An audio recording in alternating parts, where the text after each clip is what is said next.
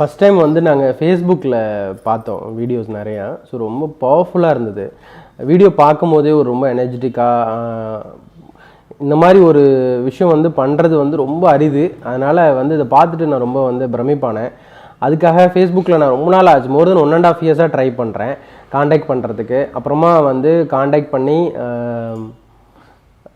ஒரு ரீச் பண்ணி என்னோடய ஒய்ஃப் வந்து அப்புறமா பேசிவிட்டு எனக்கு ஃபைனலைஸ் பண்ணாங்க. சரி ஓகே நம்ம போய் பண்ணலாம் அப்படின்ட்டு.